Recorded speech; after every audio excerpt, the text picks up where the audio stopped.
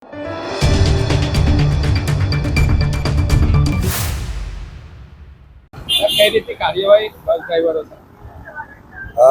ગુજરાત રાજ્યની અંદર હાલમાં ઓવર સ્પીડિંગ અને ડ્રિંક એન્ડ ડ્રાઈવના જે બનાવો બને છે, જેમાં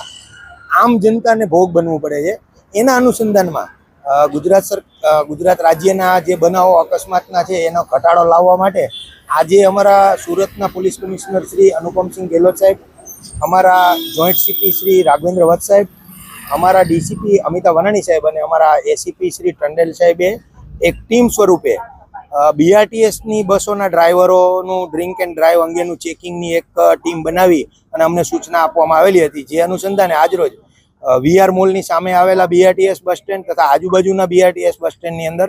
જે બસો આવે છે એને રેન્ડમલી એના ડ્રાઈવરોના ડ્રાઇવિંગ લાઇસન્સ અને એમનું બ્રેથ એનાલાઇઝર વડે અમે